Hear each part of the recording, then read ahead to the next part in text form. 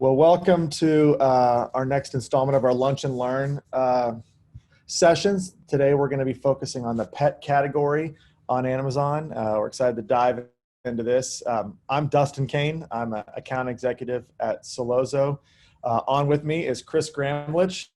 Chris, how you doing? Good, Dustin. Thank you. Chris is also an account executive at Selozo. So we're excited to be walking you through this. The purpose of today's video is to just cover, like I said, the pet category on Amazon, talk about some challenges, some do's and don'ts, some tips and some things to watch for when selling in this category. Also, you're going to want to stick around till the end. We have a special discount code for Selozo we're going to offer you at the end of this. And also, like we mentioned a second ago, we will answer any questions. So anytime during this presentation you have questions, just put them into chat and we'll try to get to all of those at the end of the presentation. Sure. But anyway, we're excited to be talking with you today and diving in on this. And why don't we go ahead and get cranked up here, Chris? Why don't we start off by letting everybody know just a little bit about Selozo and what we're all about. For sure. So just a quick overview of what Sellozo is. We're a software provider that helps Amazon sellers with automating their advertising, sponsored brand ads, sponsored product ads on Amazon daily. So our tool, we have a built-in algorithm. Our tool is proven, and every day our software will go into your ad campaigns, and we will make bid adjustments on all of your keywords based off of a target ACoS that you tell the system. So it's super easy to use.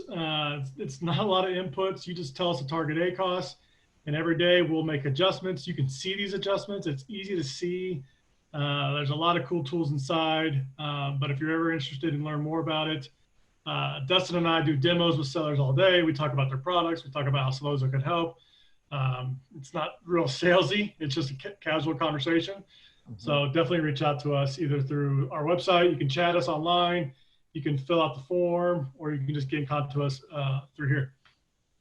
Absolutely. Yeah. Thanks for that, Chris. And we would love to talk to you about your business and how we can help, whether it's helping you get set up with Sellozo or just, picking our brains. We like having those calls with all the sellers on Amazon that we get to talk with. But I do think, it's important to stress how important pay-per-click advertising is to your overall Amazon strategy. And optimizing it is even more critical. And Chris and I, we've been in the space a long time. We've been selling before there were tools to optimize, where we were doing it ourselves, and now with tools like Sellozo. So we'd love to talk with you about that and about your business and how we can help. So anyway, let's move on. Now let's just talk about pets and the pet category on Amazon and some of the things to be looking for in that section. Sure. All right. So there are definitely some challenges in the pet category. One is competition. It is a very competitive category to be selling in. The other challenge is the differentiation of products. And I'll let Chris dive into that a little bit more in a second. And additionally, there are lots of low-priced items. In general, low-priced items bring their own set of challenges across Amazon. They invite a lot more competition. You get a lot more sellers, and then it gets pretty tough to compete in that space.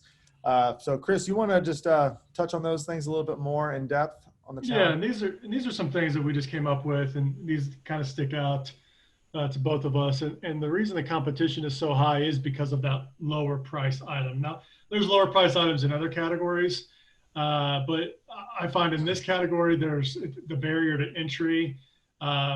There's not really, there is one, but it's easier to get into this category just because of the low price points that there are. So competition is going to be high, and then differentiation of products. A dog brush is a dog brush is a dog brush kind of thing. Like you can't really, there's things to do to it, but that's going to require molds, and it's going to require maybe a patent. So we believe that it's hard to differentiate your products in this category. There are things you can do like bundling. I see that's super powerful now, where people are bundling like a set of dog toys together, or a set of brushes together, or maybe adding a harness with a leash kind of setup. So the days of just getting a product and throwing it up on Amazon, especially in this category, is kind of gone. You got to kind of think outside the box and think of ways to make your product stand out. And you can do this type of stuff, like research, by looking at search terms and looking at your PPC stuff. So paying attention to what customers are searching can give you product ideas that you may want to bring to market that could help you with these challenges. Mm-hmm. Yeah, and I think just a rule of thumb: if you're trying to launch a new product in this space, you probably want to try to stay above the $20-$25 range. For sure. Because I think a lot of times newer sellers who come on don't realize that what happens in these low-priced items. Yes, you can source them cheap. Yes, you can get them in.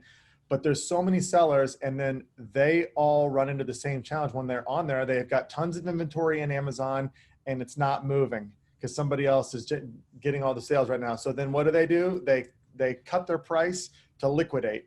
So all the time you have all these sellers at liquidation prices who are going to nab all the sales, and you're stuck trying to move up the rankings organically, and it's just not going to happen. It's very, very challenging with those low prices. So try to differentiate and stay above that 20 to 25. That's a good point. 20, $25. That's definitely a good starting point. Anything less than that, in my experience, it's just a battle. Like you're wasting money. You're throwing money at a product that's probably not going to work out. Yeah. So cut your losses. You have no margin to advertise with. Yeah. So it eliminates one of the unique things about Amazon that's necessary right now, is being able to advertise. All right, so those are just a couple of the main challenges. Let's talk about the marketplace snapshot in general. It's a monster. Another reason why it's competitive is it's huge, and everyone has a pet. So and they love them. They love their pets. So this snapshot, what's unique about this is just to see how this is migrated more towards online, and then to see how this has not only been migrating towards online, but also majority Amazon. And so you can see here that just in the United States, it's a $3.4 billion market, the pet space. And you can see that 55% of it, and that was in 2018, that 55% of the market was online. That's higher now. Oh, for sure. And here's what's really interesting is 63% of that, 63% growth since the pandemic has started. We've seen this in a lot of other categories as well, this rapid move to more online. And the majority of that is on Amazon, this growth. And I don't see this going away. This training right now of everybody to be shopping online, I don't see that disappearing as things move back more towards normal down the road. I think that online shopping is here to stay, especially on Amazon. With you. And I think it's just going to keep on growing and growing and growing. Oh, wait till Q4 this year. I bet it's huge. I bet it's massive. Think about like Blockbuster. I saw Walmart's closing down for Thanksgiving Day. They're not going to be open.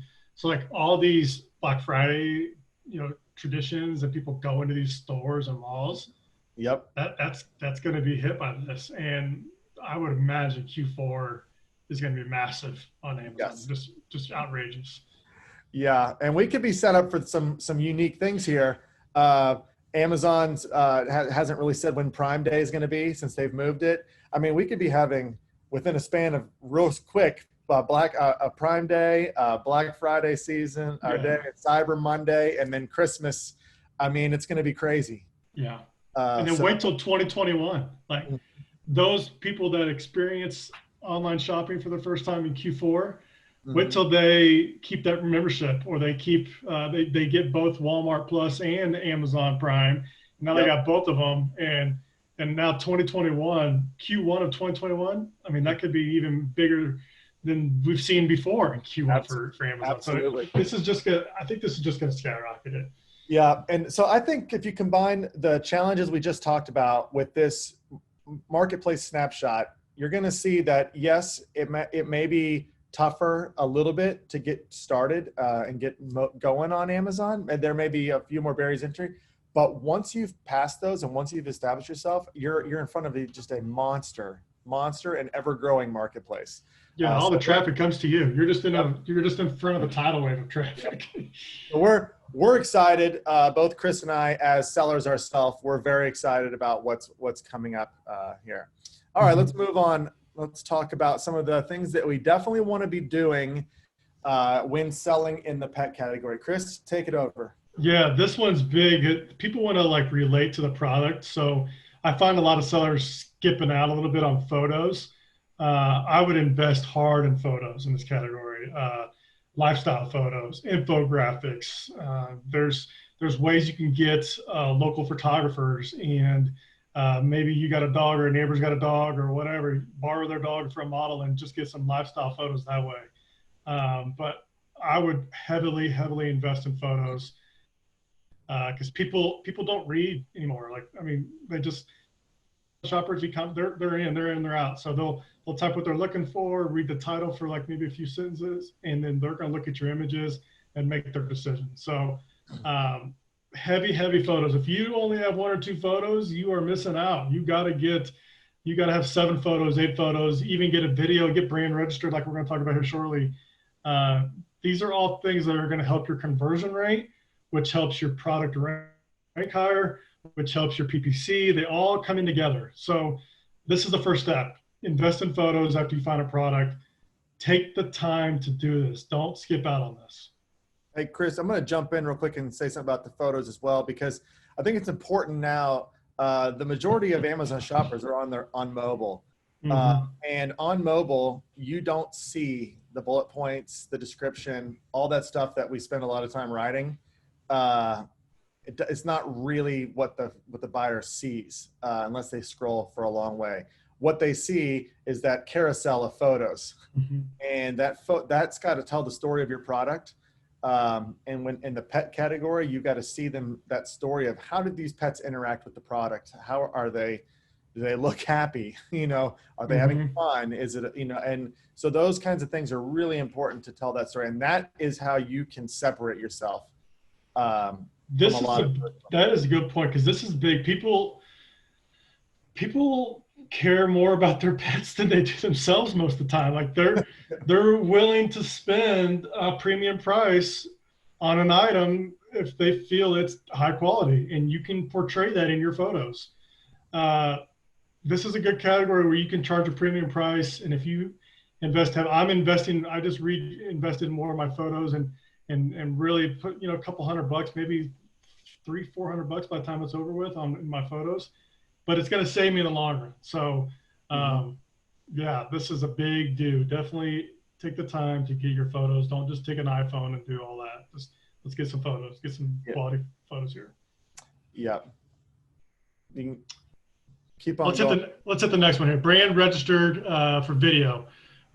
So video ads are becoming more popular. Videos are coming popular on listing. I noticed the other day that Amazon moved the video from the last spot to the number 2 spot on mobile. So it's now the second thing they see when our customer sees. So getting brand registered is becoming easier. There's ways to do that very fast. And Amazon will now take a pending trademark as a brand registered brand, where you'll get access to these things like videos. So I think videos are good. There's tools out there that you can create your own video using slideshows of your photos. But I think this is a little bit different than photos, where people like to see the authenticity of a video. So you could get away with shooting a video on an iPhone and maybe showing your dog playing with the Frisbee or showing your dog chewing on a dog treat that you may be trying to sell. Like, people can relate to that more, and they don't really like the salesy videos, the high quality, high commercial videos. Those are kind of, I don't see them convert as well as people looking at just a regular iPhone video. So it kind of flips around here, but you can do whatever you like here. But yeah, definitely video, super important. Yeah, and next on this list is building bundles. I think this is one way you can overcome that hurdle of getting to a price point where you can compete. And it's a way you can differentiate yourself. if you can bundle together products that people buy together a lot, which there's a really easy way to research that on Amazon is, you can go to any listing, and if you scroll down a little bit, it says frequently bought with, and you see all that list. Well, that's great research for bundling opportunities, in which case you're bundling multiple products together and selling it as one. And if you can have some competitive advantages there where these customers could maybe get a discount when they buy your bundle as opposed to buying the two separately. It raises your price point. It probably gives you a little bit more margin on each sale to advertise with, and is a complete differentiator. I mean, bundling is, I think, a very good strategy right now. No doubt. I was, so I'm in this category, and there was maybe 2.5 years ago, rope toys for aggressive chewers was like a really good search term.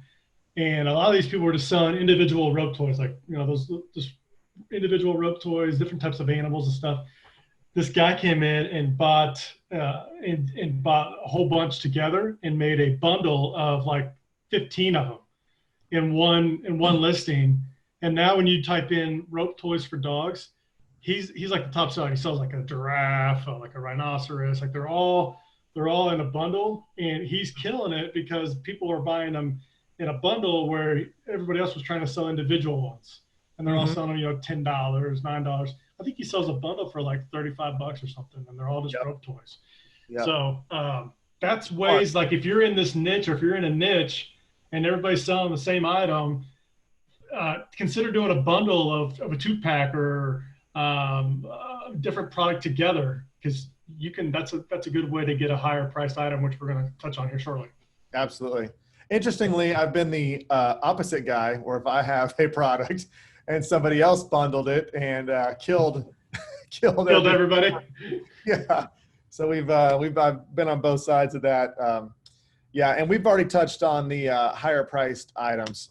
You definitely want to, and that's where bundling can help you get to a higher price point if you can't find certain products that would reach that threshold. But it's there. Everyone talks about how competitive Amazon is. Every stair step you go up in price, you can guarantee that competition's falling. Mm-hmm. If you start selling $100 products, $150 products, there's the competition is significantly lower. Mm-hmm. You're in the $10 range. It's wide open. Gosh. And you actually see a lot of in those areas, because those don't have the same. I could send 1,000 units of something small, like a dog ball that they chase. Okay, you could send in one box. You could send a ton of them. There's no barriers to entry. But if you're selling something bigger, heavier, it takes a little bit more to get it set up in Amazon. You can really separate yourself. And typically, manufacturers don't get into the game on the higher priced items. The lower stuff, you have the actual factories shipping in stuff a ton. So these are really important things to be focusing on in this category. All right, moving on. Let's talk about some things you do not want to do at all. Go ahead, Chris. And we've hit on some of these pretty much, but we won't spend too much. Don't source a cheap product. If you got a cheap product, you're going to get blasted with negative reviews, especially in this category where, again, people love their pets. They'll put you on blast if it's a bad product. So make sure you source high quality, get your samples, do an inspection before you send your items to FBA. Like, take the time. If you made it that far in, don't make it a cheap thing. Don't skip out on that. Patents and copyrights, don't infringe on those. I know it's a pain to check that, but it's worth it. We both have had experience with this. So this is something that can save your business by making sure you're not infringing on a patent or a copyright. And then buying too much inventory.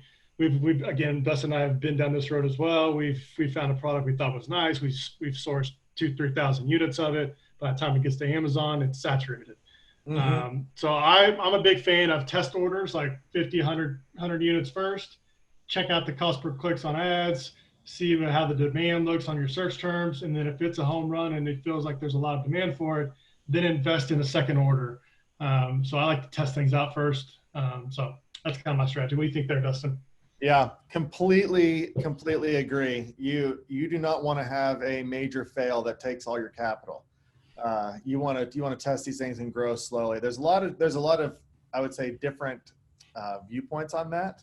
A lot of people are so worried about running out of inventory once they launch, but I can tell you that is not as big of a deal as Getting stuck with it. getting stuff with way too much inventory that's not selling and you got to liquidate it or something like that. So yeah, inventory, that's always a tricky one, but err on the side of not buying too much to start off with, and then you'll start to learn what the volume is you need. Interestingly, on patents and copyrights, so I've had some definite issues with this.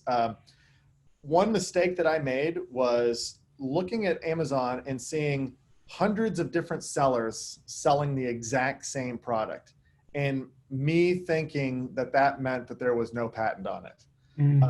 You just think, well, how can all these different sellers be selling it if somebody owns the patent? You'd think it would just be one seller. Well, I've been into products that I would later find out after getting a cease and desist letter that it's patented, and at that point, you're stuck with inventory. It's all those same problems, except you can't liquidate. You got to get it out of there. It's patent infringement. So yeah, just make sure you do your due diligence on that. It's not too hard. You can search patents on Google. You can figure it out. Yeah, and this is where I like, if you're concerned about it and you kind of don't know, you're on the fence a little bit if it does have a patent or not. It's just get like 50 units, and if somebody does send you a cease and desist, you're only out 50 instead of 5,000 units. So right, exactly. And you can always, like, this is probably a good tip here. You can do 50 units with an ASIN. If it works, then just launch a different ASIN with a different UPC code with the quantity you're bringing in on your second shipment. And now that reads as a separate product, but it's on the same listing as a variation. So if you're selling dog brush, and let's say it's green, your first variation can be green dog brush. That's your 50 unit that you're going to test.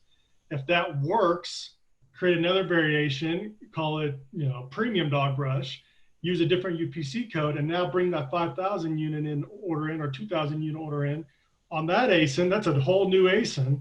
So you'll get that honeymoon phase, you can launch it and all that. You've already tested it out on your dummy ASIN.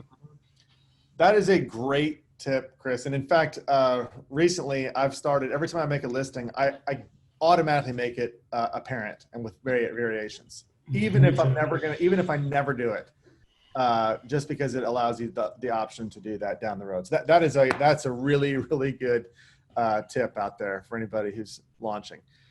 All right, let's move on here and let's talk about just some nice tips.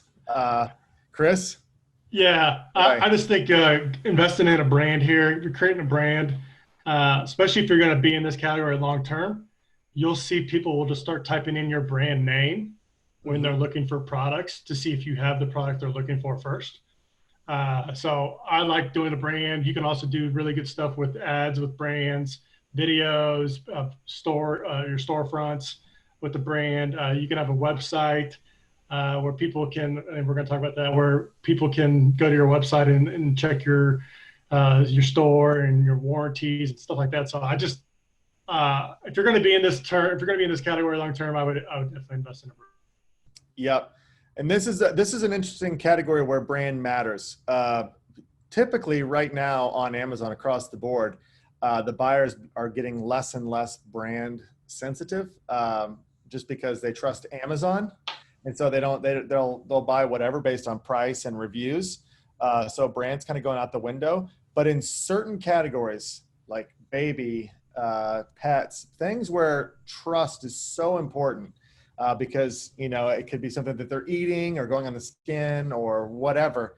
The brand becomes a real differentiator and a real trust factor. So in the pet category, brand is so critical. For sure. And pet parents talk, like, if you got a good product and somebody sees, hey, where'd you get that light up dog leash at? They'll say, oh, I got it on Amazon from this brand, or it's so-and-so's brand. Like, right. People talk. Yep. And they'll go for the brand, not just other products that are like it. Yeah. Yeah. So this way of investing in a brand and creating your own website and having a way to get draw your customers to your personal site, getting their contact information, just can help launch new products down the road for sure under that brand. Yep. All right, let's talk about some things to watch for here. You put these slides together? Yeah, that's hilarious. As you can see, what you can sell on Amazon is Anything. Goodness. there. Yeah, this little outfit, Frog? this little outfit probably sells 200 a day. Was that frog outfit for Chihuahua? I think that's going to tail nicely into this long tail search that we're going to talk about here in a minute.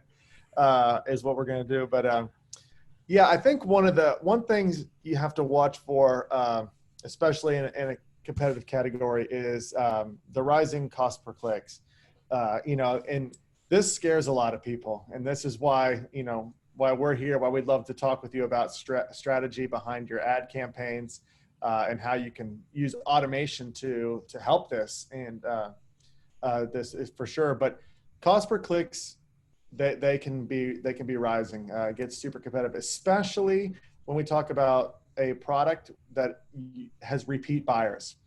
So this is one thing to watch when you have something that's a subscribe and save. So if you're selling dog food and it's a subscribe and save, and so your lifetime value of your customer can be big because you're getting the order every week or every month. Your competitors are designing their advertising strategies on that lifetime customer value. So they may be willing to bid on keywords at a loss, and sometimes at a massive loss on the initial order, just to get that customer in the subscribe and save. So you have to watch what category or what section you're in and what kind of product you have. Typically one-off buys, they have aggressive, their cost per clicks go up, but at some point you're unprofitable, so it reins it in. But on these longer subscribe and save ones, it can get way up there, and that can really throw people for a loop. So that puts the holy grail at long tail search terms, which can be much, much, much cheaper. And 50 long tail search terms that have small volume can be way better than one home run keyword that costs you a fortune. And cheaper. Cheap. Yeah. So Chris, you want to touch on any more of those? Yeah, I'm a big fan of subscribe and save. I like the concept of people reordering. You provide them a good product, and they'll just continue to subscribe and save. I mean, think about your own buying habits. I get an Amazon order every month of products that I subscribe to, and they just constantly come in. So that seller is constantly getting orders. You get a lot of that added up. I mean, you could probably stop running ads at some point because you got a lot of subscribe and save orders coming in.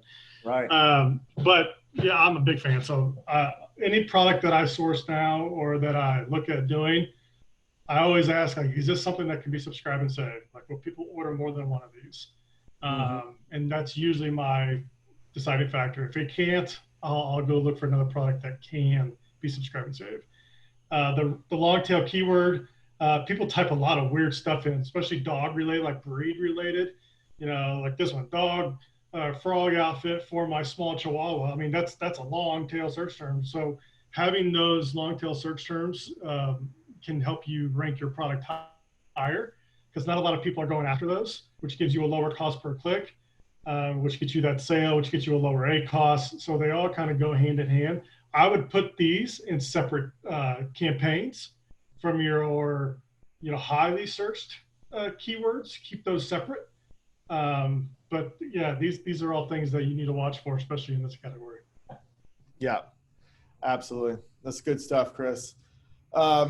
All right, so we can now open it up for some questions. If anybody has any questions. Let me see if we got anything here.